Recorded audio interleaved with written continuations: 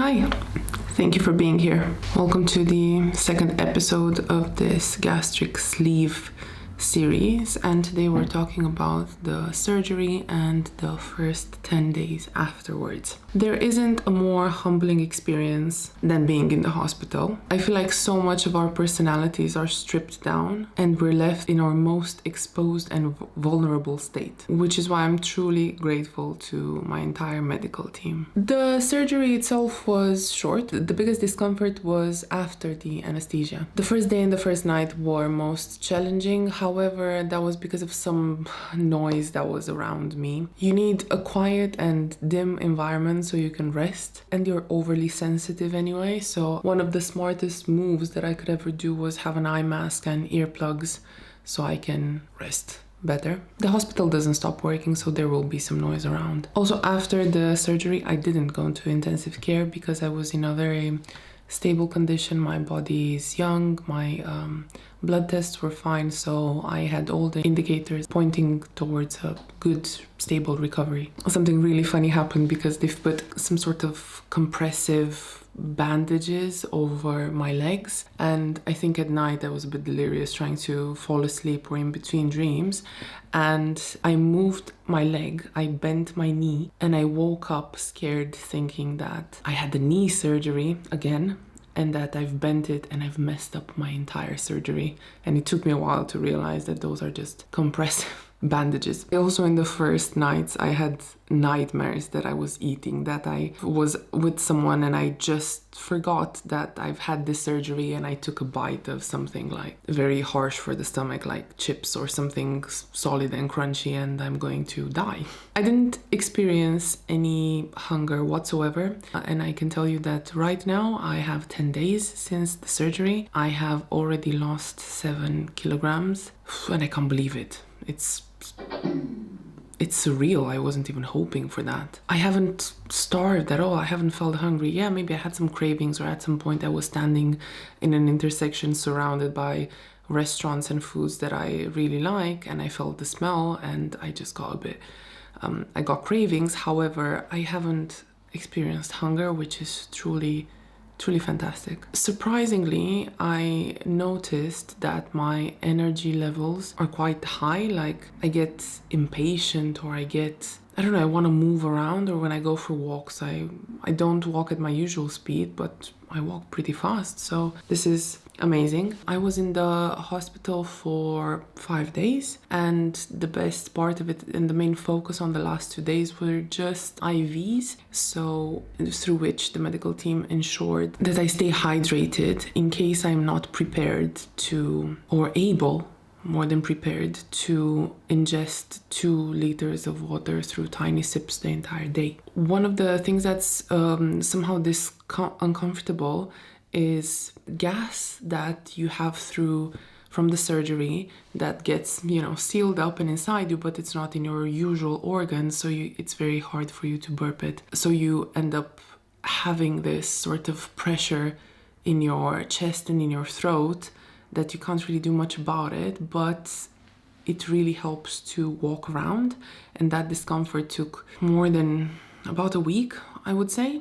And after that discomfort has passed, I end up feeling very surprisingly bloated or gassy from water, which is weird. Like, I can't justify taking 2-3 sips of water and then burping after it, or feeling like, but it is part of the healing process, nothing unusual about it. Something that could cause you a lot of discomfort as well is if you cough. You are allowed to, so it's not a scare. However, it's painful and you really feel it, because besides the 5 small incisions that you have on your abs, you also have one, not on your abs, on your belly, you also have one thread in your abdominal muscle through which the stomach was extracted. So anytime you cough, you really feel that. And I'll never forget the first time I went from a horizontal position and I stood up with just my upper body. So I was still sat in bed, but I got up, and I felt how my organs kind of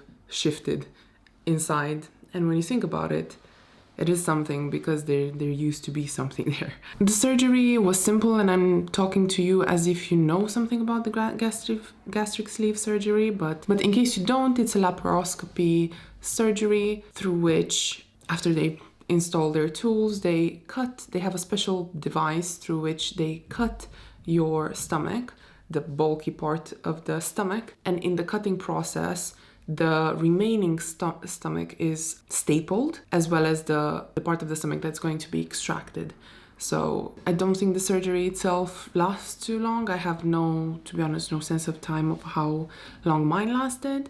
This surgery ended up in me having like 5 small cuts on my upper abs and a small thread inside my abs that is going to dissolve in time. Potentially any discomfort that I still feel right now is still from the little threads as they're healing or holding me back, so it's all part of the recovery process. During the first 10 days, I mainly had water, a little bit of tea, but not that much really. Soup, but you need to put it through a drain, and for some reason I was really craving salty soup, so I just had my family boil some chicken and vegetable and then drain only the clear liquid out of it. I want to mention that on the 9th day, I had a bit of watermelon juice, and I had very little, and it's caused me 10 hours worth of cramps that were unbearable. The risk of the surgery, you might end up having like a little bubble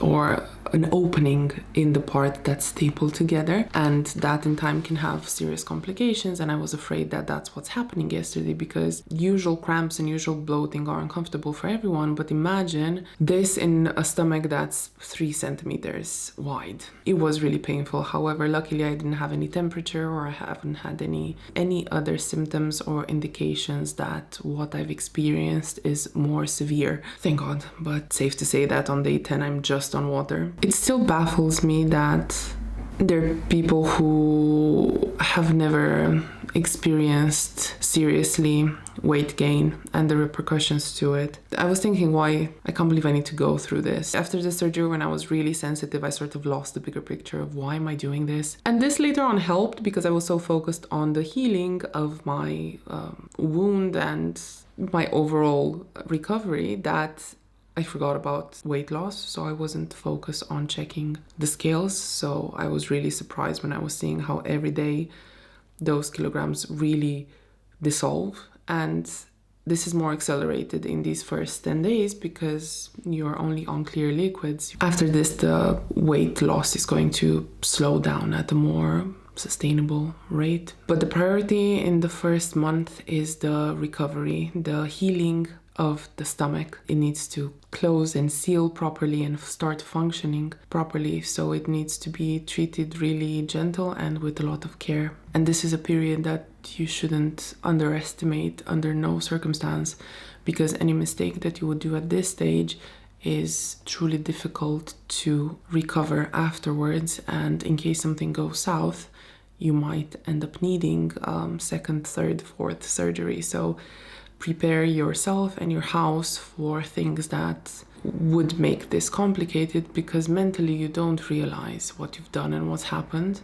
Besides water, tea and soup, I also drank at some point blended strawberries, to which my mom added water so she could drain the seeds, so it was a clear liquid from the strawberries, which my body tolerated really well. I only had this because I really needed a different taste. In the first month, I suppose, I cannot really have any pills. However, I do have some pills prescribed for my stomach for the recovery, so I had to dissolve them in water, and they taste horrible, so I had to have a different taste in my mouth than just water or tea, so that sort of strawberry juice was amazing.